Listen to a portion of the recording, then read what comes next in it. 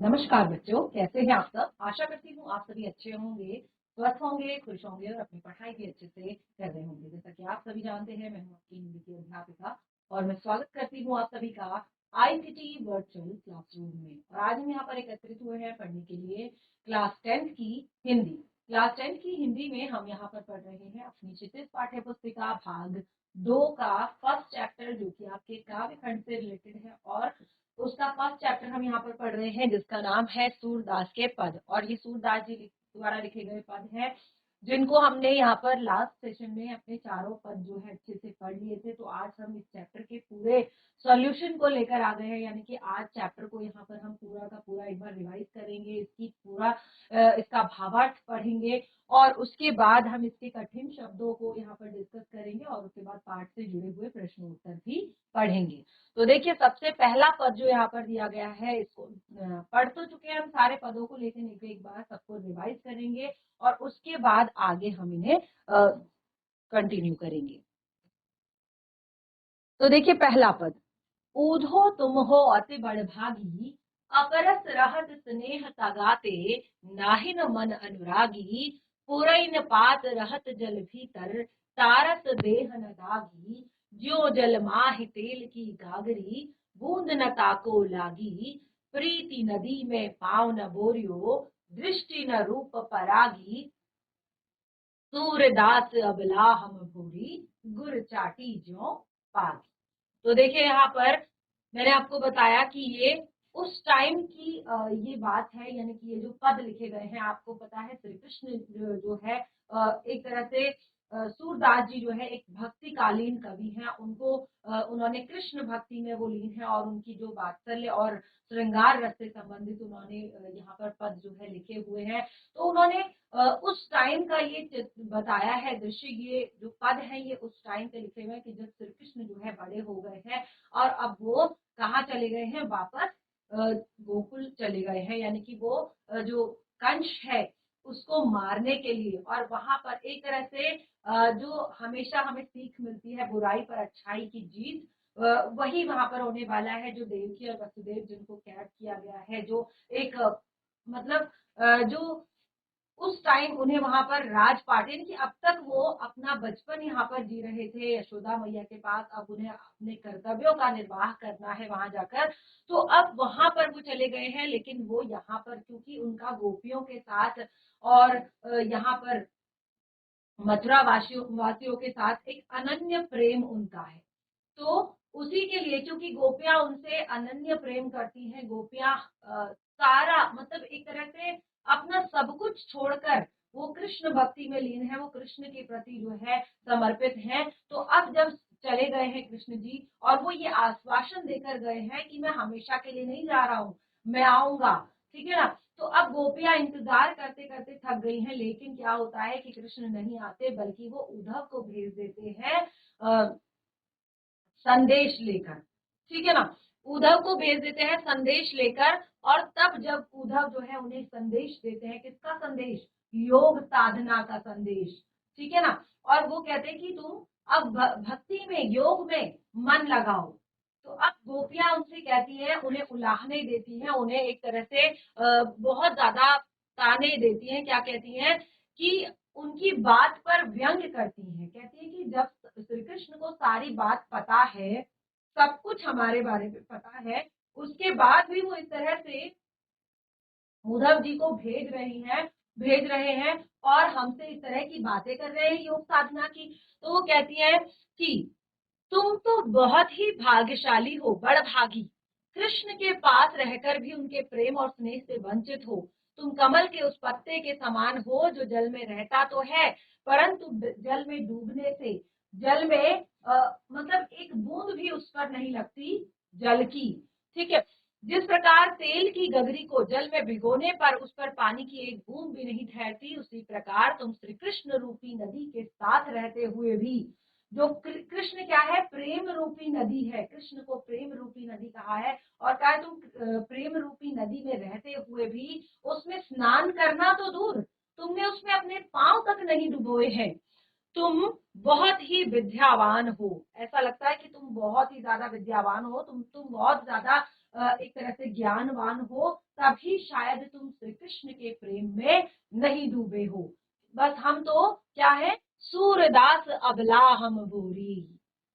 ठीक है, गोपियां क्या कहती है, सूरदास जी कहते हैं, गोपियां कहती है कि हम तो अबला यानी कि बहुत ही भोली भाली गोपिकाएं हैं, इसीलिए हम उनके प्रेम में बिल्कुल उसी तरह से आकर्षित हैं उनके प्रेम के प्रति, जैसे चींटियां गुड़ के प्रति आकर्षित होती हैं, और हम उनके प्रेम में लीन हैं।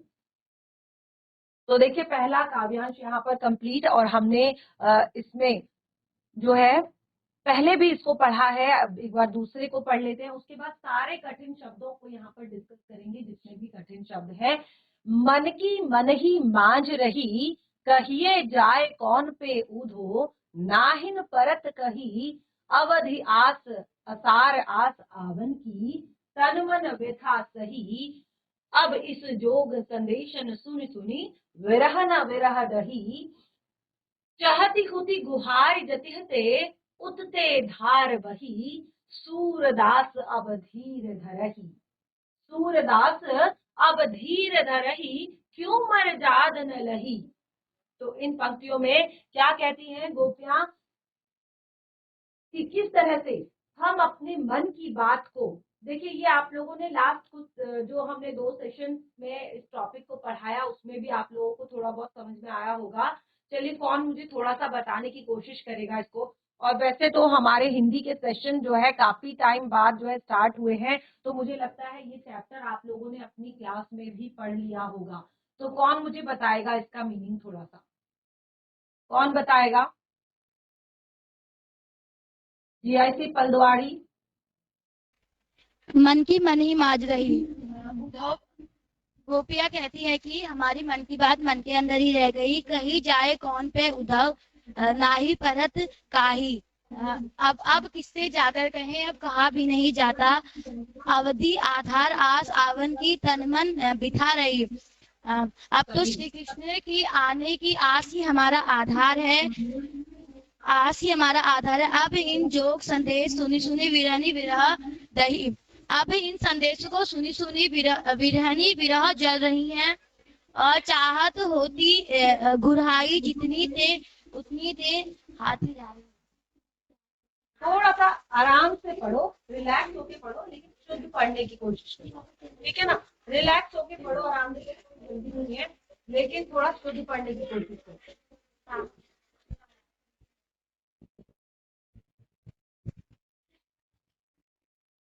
हेलो मैम, हम बताएं। आवाज आ रही है? चाहती होती गुहार जती ही ते उठते धार बही। देखिए, मन की मन ही मांझ रही, ये क्लास में पढ़ लिया आपने? हैंड रेज करके बताएंगे, क्लास में पढ़ लिया आपने अपनी? क्योंकि यहाँ पे हमारे हिंदी के सेशन थोड़ा लेट स्टार्ट हुए थे, तो अभी मुझे लगता है कि हम तो शुरुआत ही कर रहे हैं यहाँ पर, तो आप लोगों ने तो शायद क्लास में पढ़ लिया होगा। तो इतना तो थोड़ा सा समझ में आना चाहिए। मन की मन ही मांझ रही, कहिए जाए कौन पे ऊधो, नाही परत कही, अवधि असार आस आवन की, तन मन व्यथा सही, अब इन जोग संदेशन सुनी सुनी, विरह न विरह दही। अब चाहती हुती गुहारी जतिहते, उतते धार बही, सूरदास अब धीर धरहि, क्यों मर जाद न लही। कहती है जैसे उन्होंने पहले वाले में क्या कहा था, पहले वाले में जैसे ही उन्होंने उद्धव की बात सुनी तो वो बिल्कुल आश्चर्यचकित हो गई कि ये क्या हो रहा है, ये हमसे क्या कहा जा रहा है, क्योंकि उनको इस बात की बिल्कुल एक्सपेक्टेशन नहीं थी कि कृष्ण उनको ऐसा बोलेंगे, ठीक है ना। वो तो बिल्कुल उनकी आने की आस में थी, और जैसे ही उनके पास ये उद्धव जी संदेश लेकर आते हैं तो वो उद्धव का मजाक बनाने लगती हैं। उद्धव से कहती है कि अच्छा हम तो कृष्ण के प्रेम में डूबे हुए हैं, और तुम तो कृष्ण के पास रहते हुए भी उनकी प्रेम रूपी नदी में स्नान करने के बजाय तुमने उसमें अभी तक अपने पैर तक नहीं डुबोए हैं। फिर अब वो जब उनका मजाक बनाते बनाते थोड़ा सा इमोशनल हो जाती हैं, और कहती हैं, क्या कहती है देखिए, मन की मन ही मांझ रही। वो कहती है कि हम तो अपने मन की बात, हमारे मन की बात मन की मन ही मांझ रही, यानी कि मन की बात मन में ही रह गई है।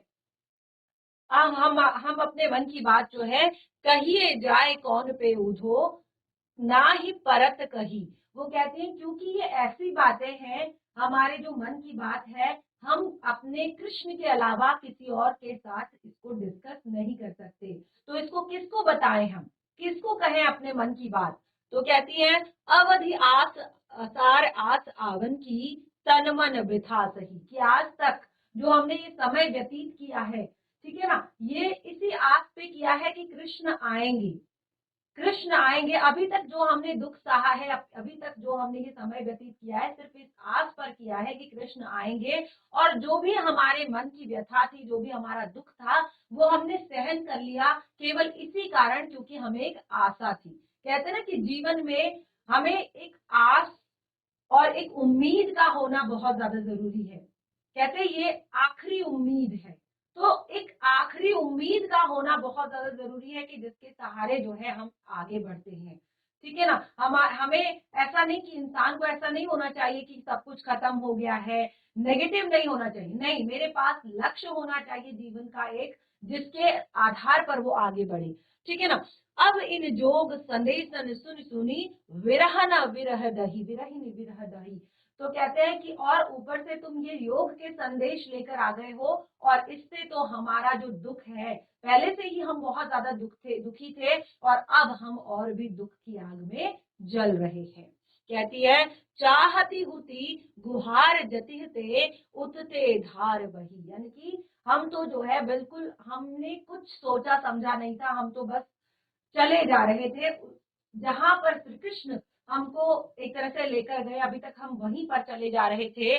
सूरदास अब धीर धरे ही क्यों, मरजाद न लही। कहती हैं कि अब जो है हमारा धैर्य टूट चुका है, अब हमारा जो धैर्य है वो टूट चुका है, इसीलिए अब हम ये सब बातें कर रही हैं। तो देखिए क्या कहती हैं यहाँ पर, इसको पढ़ लेते हैं। वैसे तो मैंने ये क्लियर कर चुकी हूँ मैं आपको, लास्ट 2 सेशंस में हमने अच्छे से इनको पढ़ लिया है, लेकिन अभी हम चैप्टर को यहाँ पर कंप्लीट कर रहे हैं। तो दो गोपियां उधर से कहती हैं कि उनके मन की बात मन में ही रह गई है। वो बहुत कुछ कृष्ण से कहना चाहती हैं, लेकिन वो बहुत कुछ कहना चाहती हैं, लेकिन वो किसको बताएं, क्योंकि वो सिर्फ श्री कृष्ण के साथ उन बातों को शेयर करती हैं। अब वो किसी से कुछ नहीं कह पाएंगी।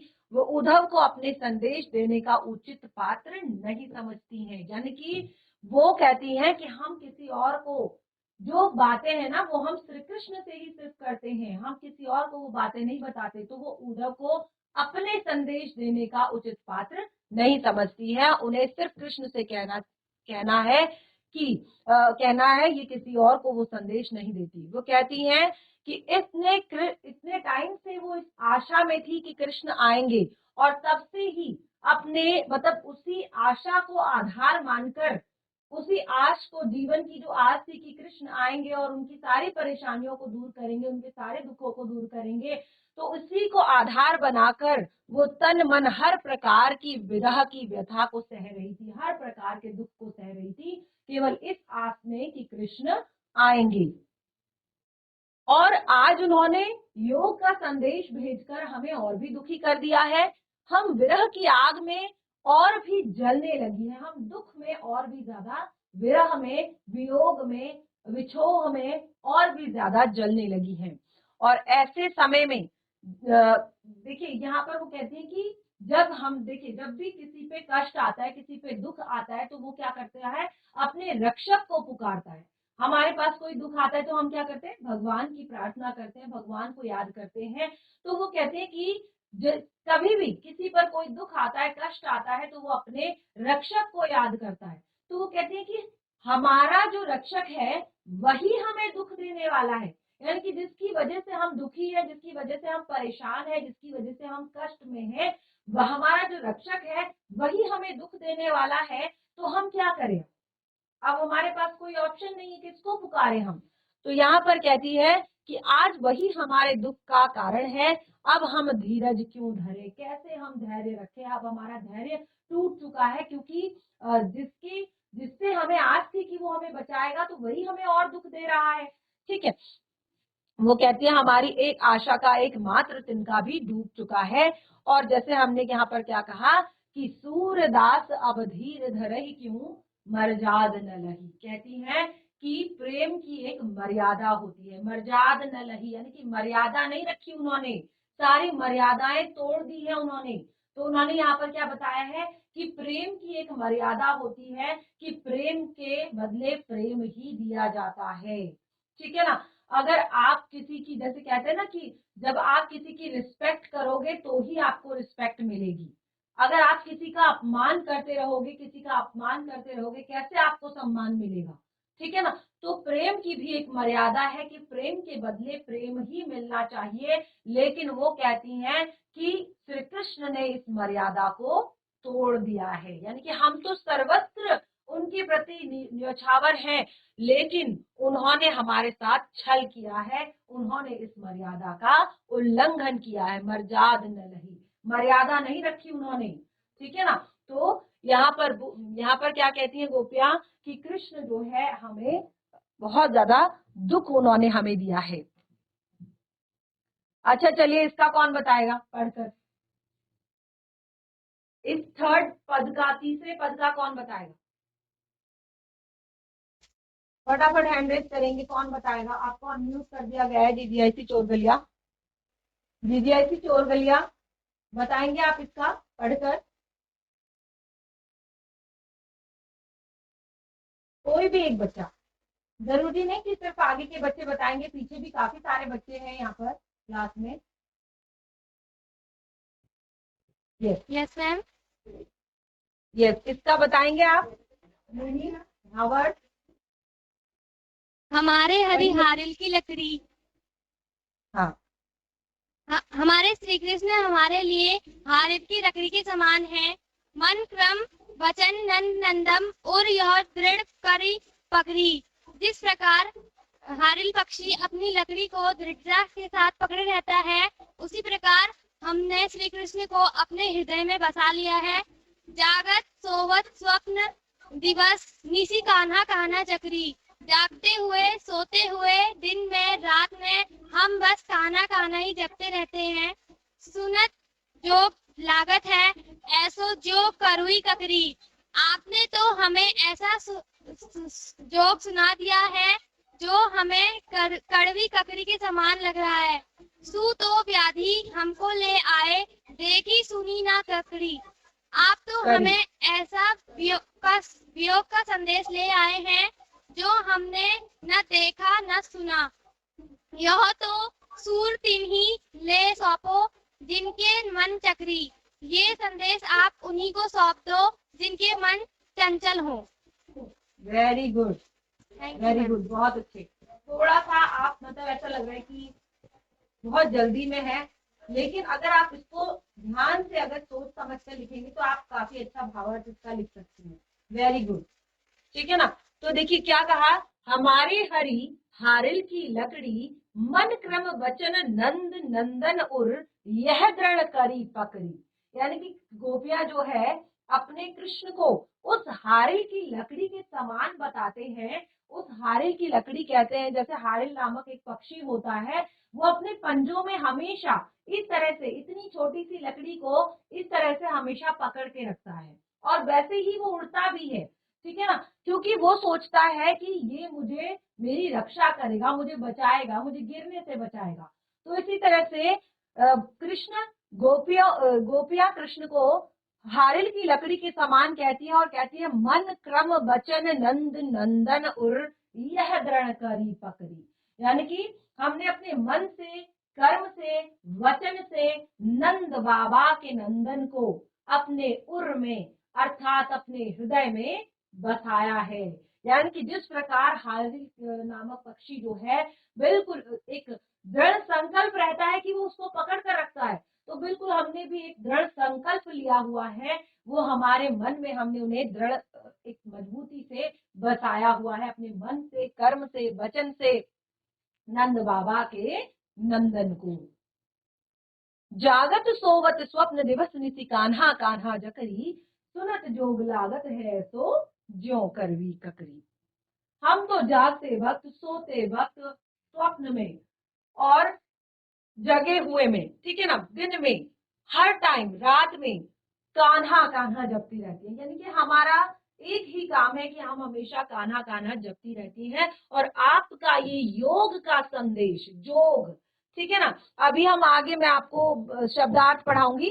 तो जोग का अर्थ होता है योग का संदेश। आपका ये योग का संदेश हमें ऐसा लगता है जैसे कड़वी ककड़ी, यानी कि देखने में तो हमें बड़ी हरी हरी एकदम फ्रेश ताजा ककड़ी लगती है, लेकिन जैसे ही उसको खाते हैं तो मुंह पूरा कड़वा हो जाता है। तो उस तरह से आपका ये योग का संदेश हमें लग रहा है कि हम इसे अंदर नहीं निगल पा रहे हैं। बस एक ही ऑप्शन है कि हम अपने इसे मुंह से निकाल दें, ठीक है ना। जब हम ककड़ी को खाते हैं और जब वो हमारे मुंह को बहुत कड़वा कर देती है तो हम उसको अंदर नहीं निगल पाते। हमारा एक ही ऑप्शन रहता है कि हम उसे मुंह से बाहर निकाल दें, ठीक है। तो ये योग का संदेश हमें डाइजेस्ट नहीं हो रहा है, हमें समझ नहीं आ रहा है, हम इसको नहीं ले पा रहे हैं, हम क्योंकि ये हमारे बस का नहीं है। कि यूं तो व्याधि हमको ले आए, देखी सुनी न करी, कि ये कौन सा नया रोग, क्योंकि वो कहते हैं कि हम तो प्रेम रोग में है पहले से, लेकिन आप कौन सा नया रोग, व्याधि का अर्थ होता है रोग, तो कौन सी नई बीमारी, नया रोग हमारे लिए लेकर आ गए हैं जो हमने पहले न देखा है, न सुना है, न किया है, ठीक है ना।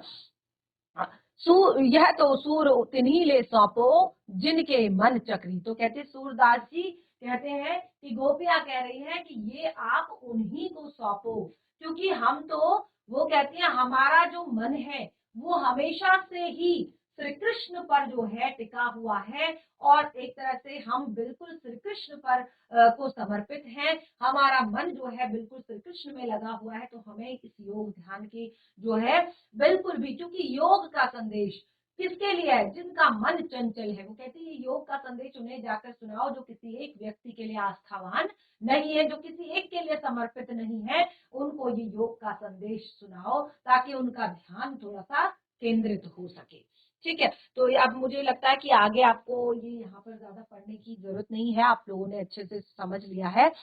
आगे, हरि हरि है कि राजनीति पढ़ी आए, समुझी बात कहत मधुकर के, समाचार सब पाए, इकते अति चतुर हुते पहले ही। अब कौन बताएगा फटाफट, एक बार हैंड रेज कीजिए कोई भी बच्चा। अब इसका मीनिंग कौन बताएगा मुझे। हरि है राजनीति पढ़ी आए, समुझी बात कहत मधुकर के, समाचार सब पाए, एक अति चतुर हुते पहले ही, अब गुरु ग्रंथ पढ़ाए, बढ़ी बुद्धि जानी जो उनकी, जोग संदेश पठाए। यस दीदी आई थी चोर गलिया। यस दीदी पढ़ ली है। शुरुआत से एक बार शुरुआत से। हरि है राजनीति पढ़ी आए, इसमें गोपियां कहती है कि श्री कृष्ण ने राजनीति पढ़ ली है, समुझी बात कहत मधुकर की, समाचार सब पाए, भंवरे के द्वारा जो बात कही गई है हम वो सब समझ गए हैं और हमें सारे समाचार मिल गए हैं। एक अति चतुर होते पहले ही, अब गुरु ग्रंथ पढ़ाए। एक तो पहले से ही चतुर थे और अब उन्होंने गुरु ग्रंथ पढ़ लिए हैं। बड़ी बुद्धि जानी जो उनकी, योग संदेश पढ़ाए, उनके द्वारा योग का संदेश, उनके द्वारा भेजे गए योग के संदेश से हम उनकी बड़ी बुद्धि जान चुके हैं। उद्धव भले लोग आगे के, पर हित डोलत धाये। हे उद्धव, भले लोग थे पहले के जो दूसरों के हित के लिए घूमते रहते थे, अब अपने मन फेर पहिए चलत जू होते चुराए। अब हम अपने मन दोबारा से वापस पा लेंगे जो वे मथुरा जाते समय हमसे चुरा कर ले गए थे। ते क्यों अनीति करे आपुंजे, और अनीति छुड़ाए। वे पहले तो वे अपने आप से ही अन्याय करते हैं जो हमें अपने से दूर कर रहे हैं। राज धर्म ते यह सुर, जो प्रजा न जाहि सताए। इसमें सूरदास जी कहते हैं कि गोपियां कहती हैं राजा का धर्म तो यही होता है कि वो प्रजा की रक्षा करे, ना कि सताए। धन्यवाद। वेरी गुड, बहुत अच्छा। इतना आप डरते क्यों है, बिल्कुल रिलैक्स होकर आंसर, रिलैक्स होकर पढ़िए। बहुत ज्यादा स्पीड में कि मैं भूल ना जाऊं, बस मैं भूल ना जाऊं, ठीक है ना। बिल्कुल रिलैक्स होकर आंसर देना, ठीक है।